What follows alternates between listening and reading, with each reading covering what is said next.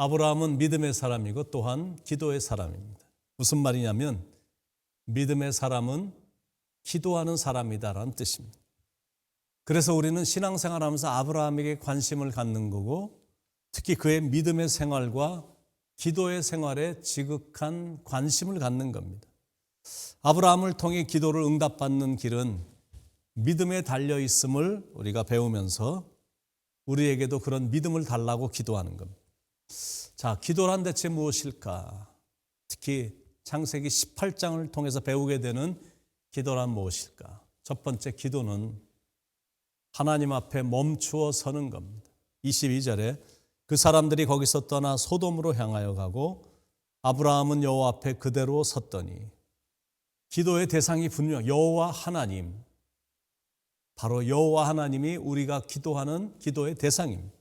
그분은 사랑의 하나님이시고 능력이 무한하신 하나님이시니까 그분 앞에 겸손히 멈춰 서는 겁니다. 두 번째는 하나님을 바라보는 겁니다. 사람들은 문제가 생기면 문제만 바라보는 경향이 있거든요. 자꾸 문제만 묵상합니다. 그러니까 당연히 문제가 커 보이는 겁니다. 그런데 기도를 하면 문제 대신 하나님을 보게 되거든요. 그러니까 문제가 그다지 커 보이질 않는 겁니다.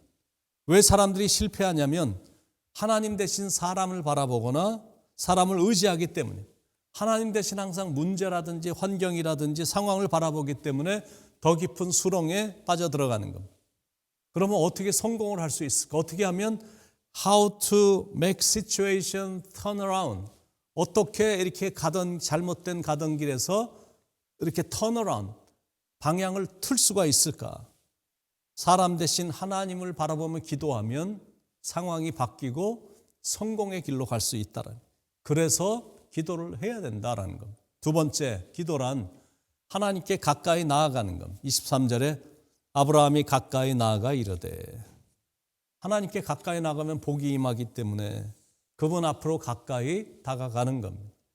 기쁘고 기쁘도다, 항상 기쁘도다, 나 주께 왔사오니 복 주옵소서. 시편 73편 28절에 하나님께 가까이함이 내게 복이라. 하나님과 친밀한 것이 복받는 비결인 겁니다. 반대로 하나님과 멀어지면 복도 멀어지는 겁니다. 하나님과 멀어지면 나타나는 현상이 기도하는 시간이 부담스럽고 힘들다고 느껴지는 겁니다. 그런데 하나님과 친밀하면 기도하는 그 시간이 즐겁습니다. 그런데 사람들은 왜 하나님과 가까이 하려고 하질 않을까? 그 복을 모르기 때문입니다. 아브라함은 하나님의 벗이라는 칭호를 얻을 정도로 하나님과 가까웠거든요. 그러니까 하나님은 아브라함에게 당신의 비밀스러운 일들을 그리고 계획들을 나누신 겁니다. 심지어는 아브라함의 의견과 간구를 듣고 당신의 계획을 고치실 결심까지 하실 정도로 아브라함과 가까웠습니다. 기도란 것이 그렇게 하나님과 은밀한 마음을 주고받는 거거든요. 17절에 여호와께서 이르시되 내가 하려는 것을 아브라함에게 숨기겠느냐. 하나님은 소돔과 고모라의 운명에 대해서 아브라함과 상의를 하셨습니다. 하나님의 심판의 계획을 들은 아브라함은 마음이 너무나 괴로웠습니다. 왜냐하면 소돔 안에는 조카 롯이 있었고 자기가 직접 소돔을 만난 적도 있기 때문에 잘 알고 있었고, 전쟁이 일어났을 때 소돔성 거민들을 직접 구해주기까지 했었거든요. 그때는 하나님이 그들을 구하라고 하셨는데 이제는 멸하실 계획을 갖고 계시다고 하니까 아브라함은 괴로워서 하나님께 강청기도로 들어간 겁니다. 그 강청하며 드리는 중보 기도의 파워를 오늘 배워보는 겁니다. 첫째, 기도는 어떻게 하냐면 겸손하게 해야 됨을 우리가 배우는 겁니다. 아브라함은 자신에 대해서 티끌과 같은 존재라고 말하면서 자신을 낮췄거든요. 27절에 아브라함이 대답하여 이르되 나는 티끌이나 재와 같사오나 감히 주께 아뢰나이다. 정말 참 겸손한 기도입니다. 티끌과 같은 부족한 존재지만 그래도 자기의 기도에 귀를 기울여 달라는 겸손한 자세로 하나님께 아뢰는 모습이 참 감동입니다. 둘째는 기도를 어떻게 해야 되냐면 담대하게 해야 됨을 우리는 아브라함을 통해서 배웁니다. 기도는 참 겸손히 해야 되지만 그러나 소돔성에 만약 소수의 의인이라도 있다면 그 성을 용서해 주시겠습니까? 라며 6번이나 말을 바꿔가며 당당하게 하나님께 간청하는 모습을 봅니다.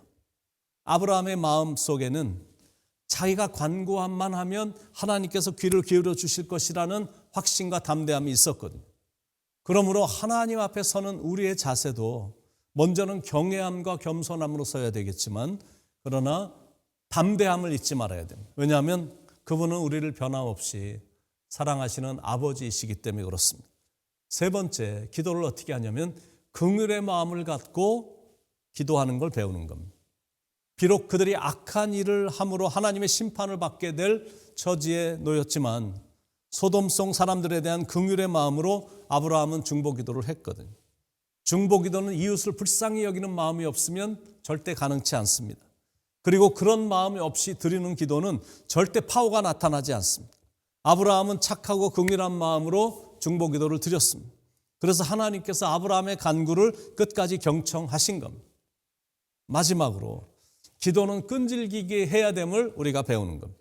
아브라함의 기도는 단순히 하나님의 뜻이라면 소돔을 구하소서, 뜻이 하늘에서 이룬 것 같이 땅에서 이루어지이다 정도의 그런 기도가 아니었습니다. 하나님께 그저 맡겨버리거나 하나님과 흥정하는 그 정도의 기도가 아니었다라는 것. 하나님을 설득하는 끈질긴 강청의 기도였습니다. God, how could you do that to them? 어떻게 하나님이 그들에게 그렇게 하실 수 있으십니까? 23절에 아브라함이 가까이 나아가 이르되 주께서 의인을 악인과 함께 멸하려 하시나이까. 그러면서 처음엔 50명으로 시작이 됐습니다. 그러다가 차츰차츰 숫자가 줄어들다가 결국엔 10명까지 내려갔습니다. 의인 50명, 45명, 40명, 30명, 20명, 그리고 10명까지 내려가. 6번이나 말이 바뀌긴 했지만 그래도 하여튼 끈기 있게 강청 기도를 드렸습니다. 그런데 안타깝게 그 땅에 최소한의 숫자 10명의 의인이 없었기 때문에 소돔성은 끝내 멸망당하고 말았습니다. 그러나 아브라함의 끈질긴 기도로 조카인 롯의 가족은 구원을 받았습니다. 그러니까 느껴지는 게 있으시죠? 하나님은 끈질기게 기도하는 자를 좋아하신다라는 거. 한두 번 기도해 보다가 안 된다고 포기하는 기도는 그런 이유 때문에 응답을 못 받습니다. 기도에 응답하는 키는 낙담하지 않는 거고 계속 기도하는 겁니다. 뭐든지 그래요. 끝까지 꾸준히 해야 됩니다. 기도하고 기다리고 또 기도하고 기다리고 응답해 주실 것을 믿고 기다리면서 계속 기도하는 겁니다.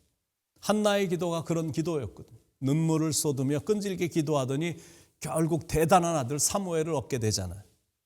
누가복음 18장에 나오는 과부의 기도도 끈질긴 강청 기도였습니다. 그렇게 악한 재판관도 끈질기게 간청을 하니까 결국 응답을 받아내잖아요. 여러분, 기도하면서 절대 품지 말아야 될 건 낭망입니다. 낙심은 우리의 기도를 방해하는 사탄의 무기거든요. 성도들이 기도들을 하긴 하는데 근데 기도하다가 금방 낙담하고 포기합니다. 하루 이틀 해보다가 포기합니다. 끈질김이 없어서 응답을 못 받는 것. 하나님은 능력이 무한하시니, 그리고 능력이 하나님은 감사하게도 우리를 사랑하시니, 그러므로 마음에 품은 것들을 하나님 앞에 진실하게 내어놓고 도움을 요청하면 하나님은 우리들의 간구에 귀를 기울여 주신다는 것. 그러니까 우리가 도중에 포기만 안 하면 되는 것.